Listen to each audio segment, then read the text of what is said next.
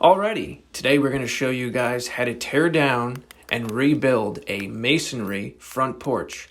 We're going to be tearing it down to grade height and rebuilding it entirely. We're going to be tearing it down using a jackhammer, a sledgehammer, a shale bar, a pick, and then shovel to shovel all the debris. First things first, we're going to remove the existing rails, then we're going to jackhammer the platform. We start with the platform first after we get the rails removed because we want to see if there's a hollow beneath. Sometimes in the olden days they built that and they put what was plywood underneath the slab, so you'll have a big hole you'll have to fill. Anyway, this didn't. We tear it completely down and put it in the dumpster and haul it away.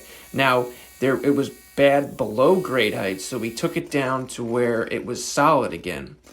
This is actually 12 inches below grade height. So what we have is our rebar running horizontally, and then we have it stubbed up vertically, and we crisscrossed it into a grid. We're going to be pouring 12 inches of concrete in here. This is going to be 4,000-pound concrete. And once we get it down, we're going to level it, and we just use a quick rake just to get all the rocks down.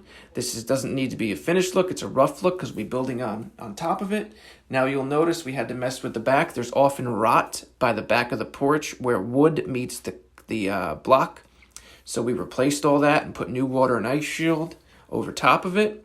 Now we start laying our first course of block. Once we get the first course of block in, it is important to check box square and then check your 3, 4, 5 right triangle. Anyway, after that and you're laying your block, you want your block to be just 6 inches above the concrete sidewalk that is remaining outside for your first step. The reason you want 6 is once you put your limestone on top of that, you'll have your 7 3/4 inch steps. Yes, they're 8-inch block and we get 8-inch steps, but the way we ultimately lay it, we get 7 3/4 inch steps on each one because you don't want any more than that. Code is 8. You can actually be a 1/4 inch variance in each. So you could be up to 8 1/4. We like to keep it 7 3/4 uniform. Now we lay this entirely in block. We parge coat it and we scratch coat it because we'll be getting cultured stone on the face and on the sides of it. Once we do this, we fill all of the CMUs entirely solid. We fill it solid with concrete. There is our top. We have to fill that. We're going to be filling that with crushed concrete and 3/4 clean. Here we are filling all the CMUs. We get those filled solid. Our next step after they're filled is to do the corners. We do our cultured stone with the corners first, and then we run in between for our steps, and then we run back towards the house.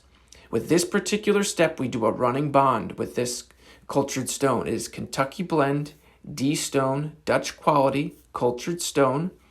We do our corners. Like I said, we run in between and we run all the way around so that these joints tie in and everything flows perfectly. It ends up being a running bond, which you can see here. It does get joints. So we use an angle grinder to make all of our cuts. There will be necessary cuts. Here it is, entirely stoned in on 3 sides. Now our 4th side, it's time to stone this in. As you'll see, we match our corners and run in. So there's difference in thickness, and it makes it look uniformed, and it runs straight to the back. Next, it's time to do our joints. We squeeze these in with a grout bag. It's similar to a grout bag in tile or a cake bag if you're doing icing. We do a type M mortar. We mix it with sand and we mix it with water, and we also put a concrete fortifier in. We put 3 trowelfuls of cement in the bag, and then we squeeze thoroughly to the joint. We only wet the bag once before applying the joints, and we don't wet in during because we want it to be stiff enough to be able to dry.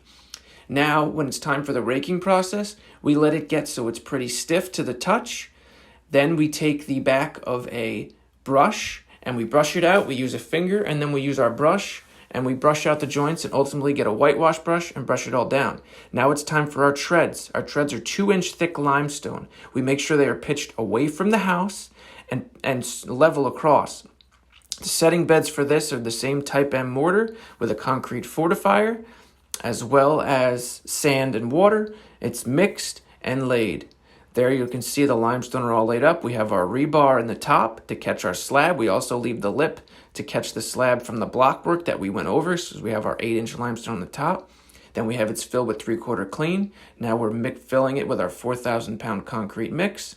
Again, we use a rake to beat down the rocks. Then we get our magnesium float, we trowel it out, we let it sit, we put our edge on, we then rub it out, we let everything sit. We do our joints behind the limestone with the same cake bag, and then we will float those out as well. Now we're doing a sponge float finish. We're doing a round over edger trowel for a look, and then we float it out entirely. There's our finished sponge look.